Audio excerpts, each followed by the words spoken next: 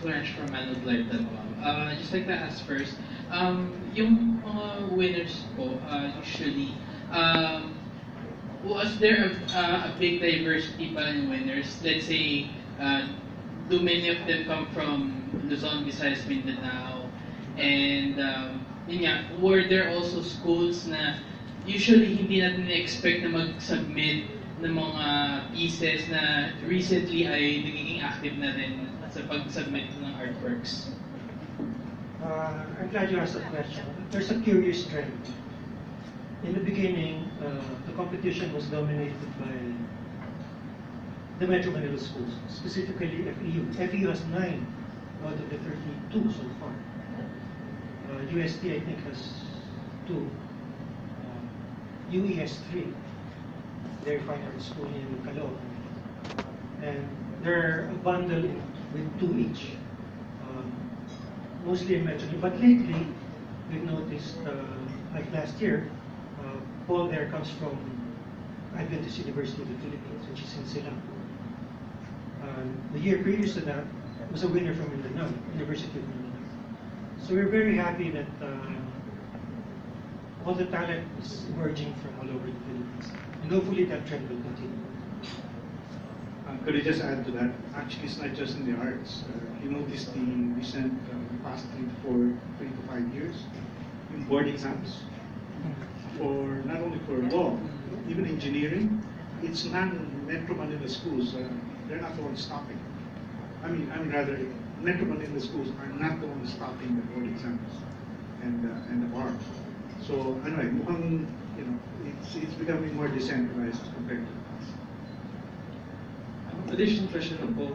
Would you say na kasi for the past few years, or I mean, for the 30 years ng visual arts competition, parang nagiging siya na yung pinaka competition ng mga art students sa buong Philippines. Di ba kasi kung manalo ka, magiging part ka ng directory.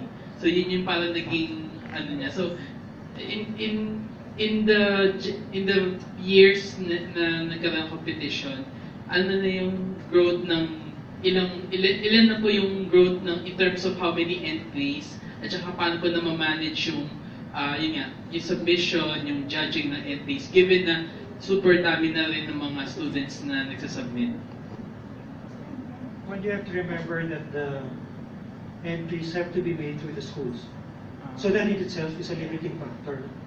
Kasi part of the concept behind the AC is that we want to build relationships with the schools, the faculties themselves. Kasi we'd like to protect the integrity of the competition. Ayaw namin may gayaan dyan. Baka semi-promotion sumasali na kunyari estudyante pero hindi naman pala. So, gusto namin nag-vet yan ng mga faculty. In the first place, para the discipline is there. And also, we'd like to institutionalize the competition among their students. So, pwede na, it's part of their requirements, but that's not always the case. Like UP, for example, doesn't want it to be integrated into their, in the sense that ayaw nila, it's an academic requirement. Kumbaga, kung gusto mo sumali, gumawa ka ng sarili mong painting. I don't know if I answered your question. I have a follow-up question about this Edsel from Isla. So just like to ask, given the number of artists here in the Philippines, in and out of school, who have capacity at the same time, picture of what the Philippine society is about, have you ever thought about opening this to the out-of-school youths for the longest time? To be honest, that has been discussed. No? But as I said, traditionally, the contest has been anchored on relationships with the schools. So maybe in some future time we can have, for example, an open division where maybe with PLD to support, we can have a competition for out-of-school. Who knows? Ang problema lang dyan is how we infuse the discipline. para hindi naman kasi kung minsan it's so hard to judge when it's coming from all over. Somehow we'd like, sorry, when we pick judges, these are also faculty members, past artists, so that discipline has to be there because part of the objective is to develop art itself in the Philippines and the cultivation of talent very methodically. Although that's not to say that there are natural talents that are waiting out. Thank you, sir. Yeah, I just wanted to add, in past discussions also, the authenticity or, that a student is actually, or the person who submits is really the one who has painted it, has come up. And that's a very valuable aspect that going through the schools assures us of. So, our discussions have run to what about on-the-spot painting contests. Talagang they have to start and finish. So definitely sila talaga gagawa niya.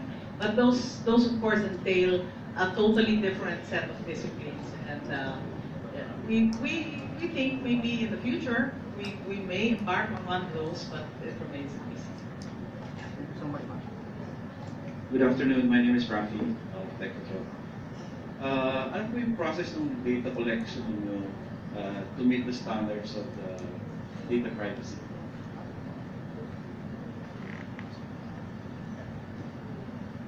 Well, those whose numbers are in the directory require consent.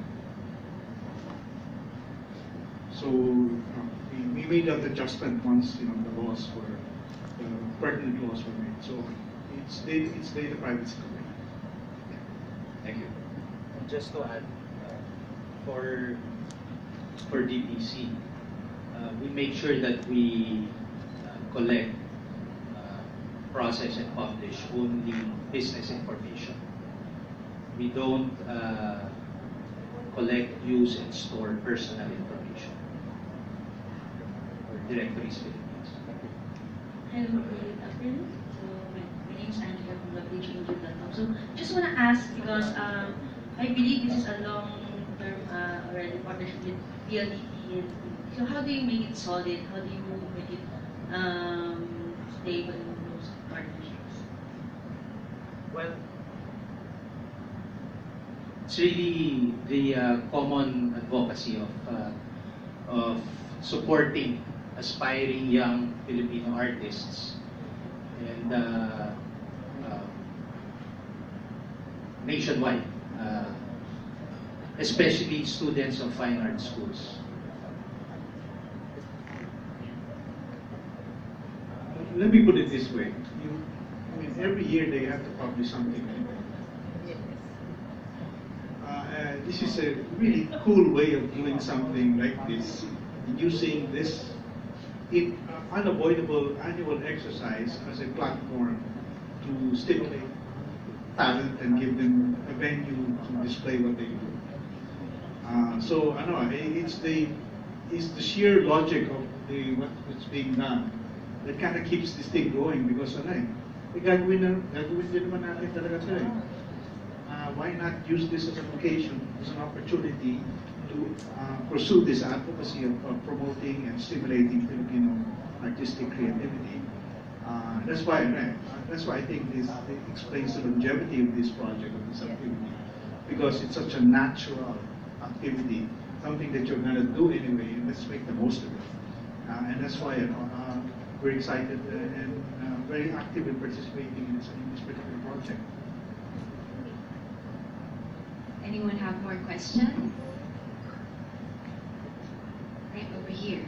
Hi, I'm Shara from Tech and Gadget. Why is the directory still relevant as a hard copy that almost can be shared online? Thank you. Thank you for that question. Anything can be searched online. Actually, fake news or fly-by-night companies. No, but the print directory is still relevant particularly for those ready buyers who are looking for legitimate, trustworthy businesses. Yellow Pages has been around for 60 years. It's actually the first Google before there even was Google. But it is still the preferred advertising medium for SMEs and companies in the construction, manufacturing, and industrial sectors. It's still very relevant for companies in these sectors that are not as ubiquitous, as not as well known. But ready buyers refer to the print directory if they're looking for legitimate, trustworthy businesses.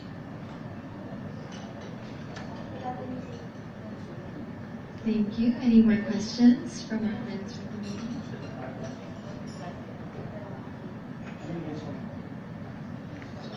Sir, yung team nung ngayon ay painting, dati pala naging painting na to, tapos naging photography. Why are we going back to painting? Ano ba yung storya sa likod nito? Thank you po. Thank you for the question. VAC shifted to digital photography in 2012, I think. And then for 3 or 4 years, we tried out digital photography. The rationale was simple. We wanted to involve more young people because more young people are able to handle a digital camera rather than a paintbrush. But even then, there were misgivings both in PLDT and PBC about the shift because there was so strong attachment to supporting the visual arts, painting in particular, that parang masakit sa loob nila na parang binibitawan. Kasi nung nangyari sa digital photography, because of the nature of the medium, naging direct yung entries. So they could upload their entry directly online. But that came at a cost. We had so many incidences of fraud that became a major problem. Rather than endure another year of vetting these, say we had to reverse Google them to see kung hindi ito lumabas somewhere in the world.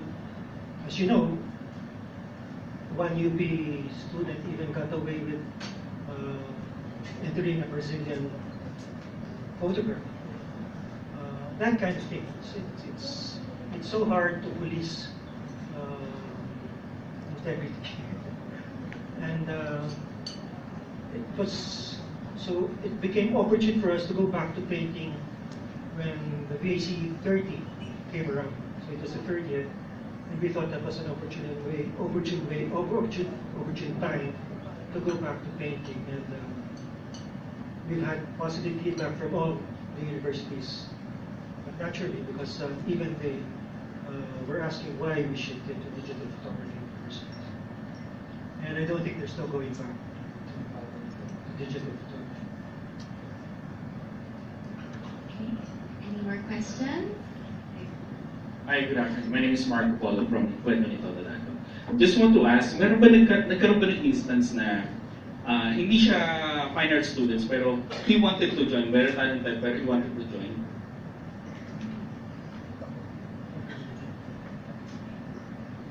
I'm sure marami. But the rules are stringent. You have to be a fine arts student. Thank you. Right. Any more questions?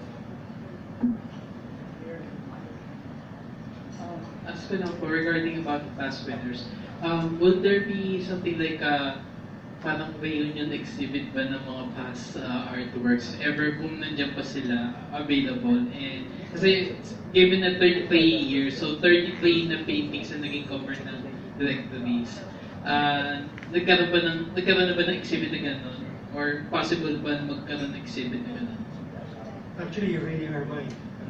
We had that in mind for the 30th, but we just didn't have enough time to assemble. Kasi natrabaho din yun ngayon. We wanted as many of the former winners to be there, not just the grand prize winners, but even the second and third prize winners. Because they had exposure in the provincial directories. Like in the past, when you win second, you're automatically in the Cebu directory, third in Davao. So it's that sort of thing. It's really a very national experience, and we would have wanted to really, maybe at some future time when we have some time to really organize it. Because again, yeah, una, the sheer volume of it, and second, yung security. We have to store them properly, transport them properly. So, but as you said, we're reading our mind. We have that in mind.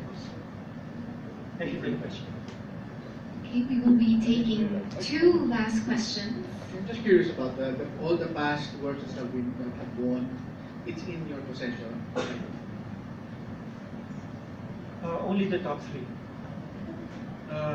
Part of the waiver is that if you place in the top 3, you surrender your rights to the LDT entities. In the past, it was the top 5, because there was guarantee that top 5 would be featured in either Metro Manila or the provincial directories. Maybe you can showcase all of it. One big exhibit, and everybody could see it. Yes. One last In question. fact, we would want, aside from their winning entries, maybe they have fresh material that they can show the public, and maybe have it for sale for, I don't know, maybe TPC and PLDT can have it auctioned for a good cause. Who knows?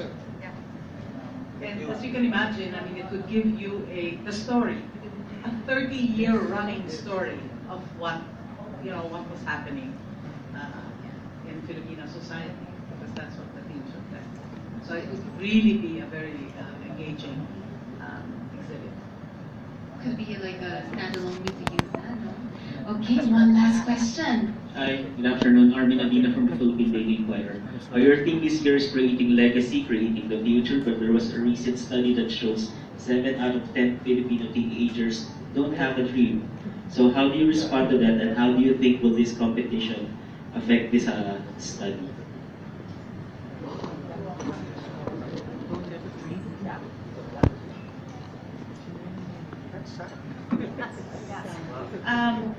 Well, I've heard of people saying they don't have a dream.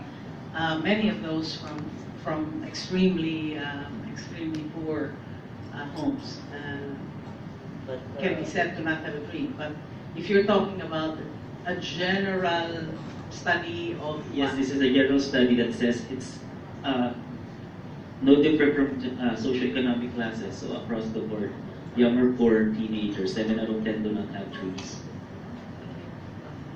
How do you think will this competition affect the teenagers who are not having any dreams as of the moment? Well, we hope it will pique their interest, and it will make them start the thought process.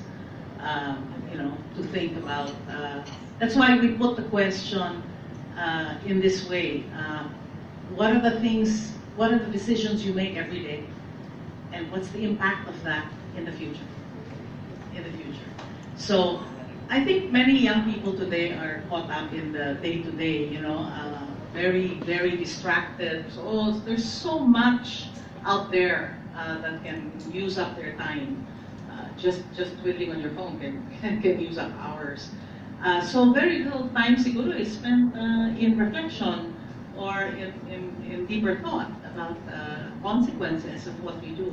So hopefully this will get young people to start thinking about how they every day do have an effect on society. The things that they do, the things they choose to do or not do, and the other decisions they make. Thank you so much, and that wraps it up for our question.